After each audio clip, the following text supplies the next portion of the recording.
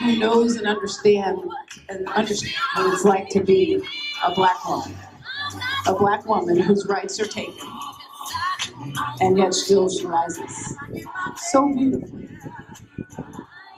You are here today because Debbie, you're here because today is International Laughter Day, and so she's going to remind you to smile.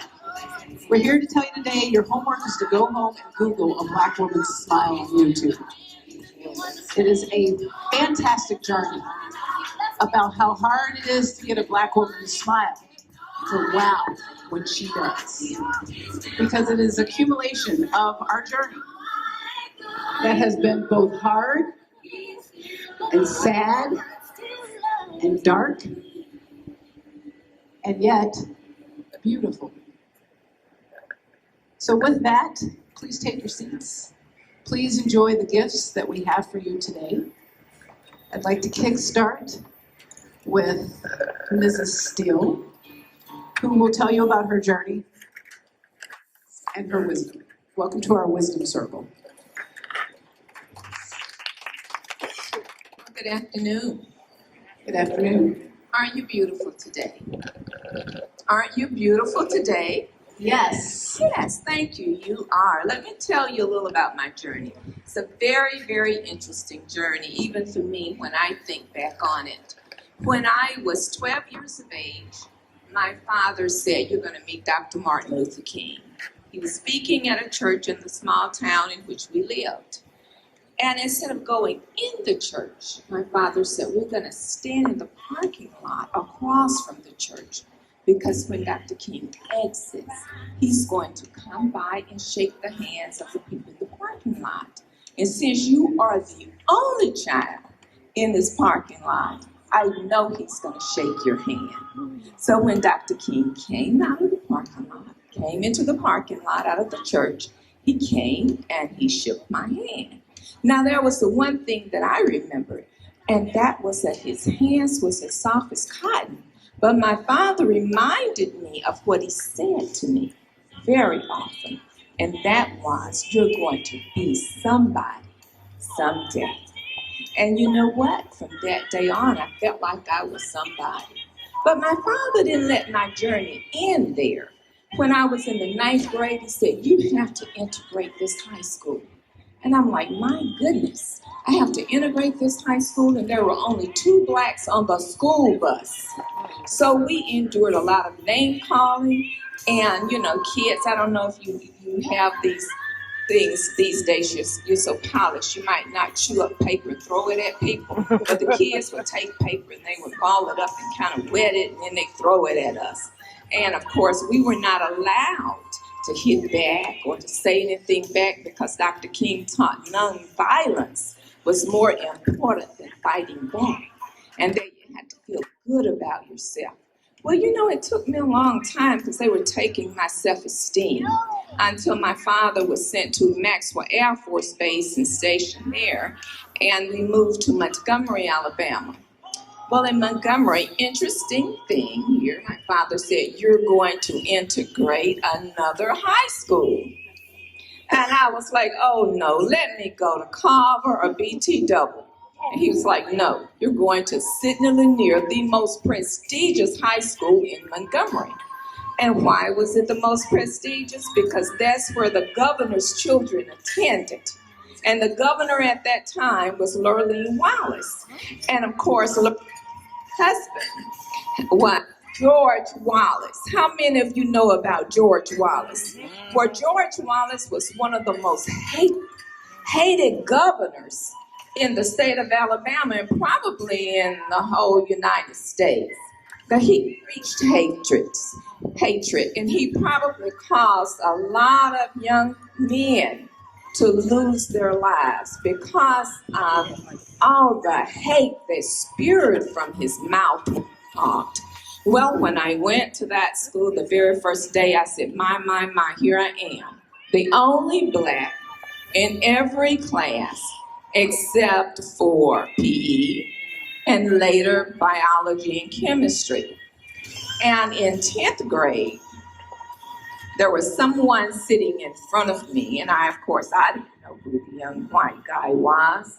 And when the teacher started calling roll, she said George Wallace Jr. So now George Wallace Jr. was sitting in front of me. And two very significant things happened before I graduated when I was in the 11th grade. One was that Dr. King was assassinated. And the next day when we came to school, there was a riot because the black guys in ROTC lowered the flag, half-mast, and the principal didn't like it. He called in the police. There was just a riot between black kids and white kids.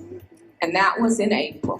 And in May, the governor, who never really governed, Governor Lurleen Wallace, because she was suffering from cancer when she became governor, she passed. So there was another riot.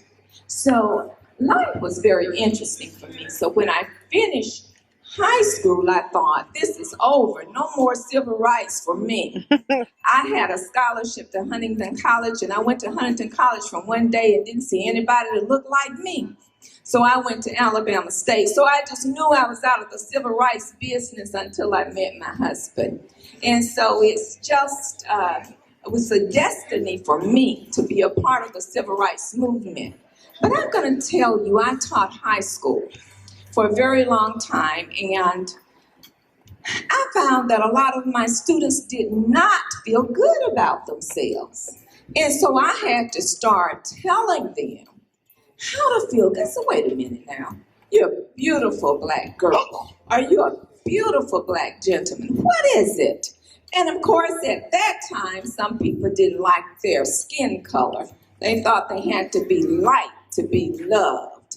And so girls would go out and buy all this lightening cream to try to lighten up their face, and here their faces were light and their arms were dark and their legs were, you all never heard of lightening cream, huh?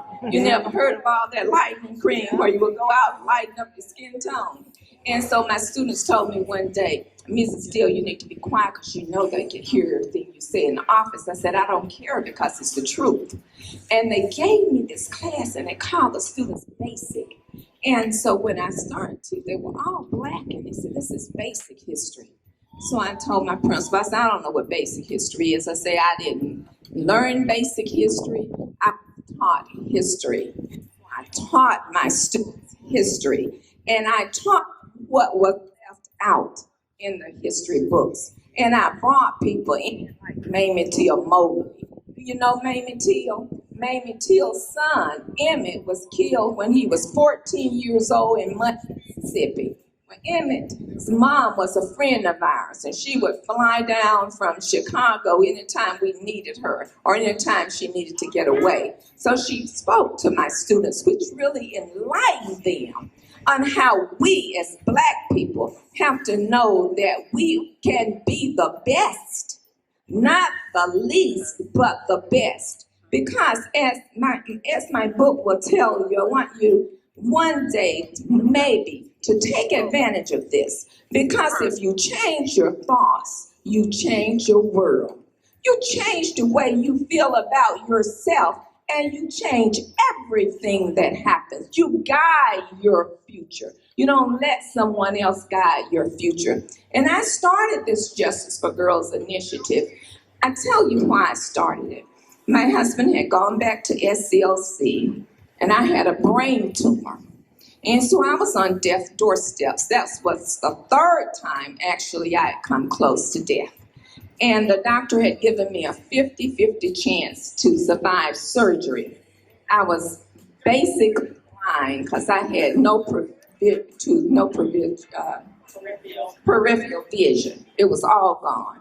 And so when I woke up in ICU and I was alive. And I just said, I know God has something else for me to do. So I started reading and studying, and I found out about this thing called human trafficking, and then sex trafficking of girls. Because we don't know that sex trafficking is not in Europe until lately. We found out that Atlanta is the hub, the #1 hub for sex trafficking. And I was talking with someone the other day and they said, oh, well, you know, they take the girls other places. No, they don't.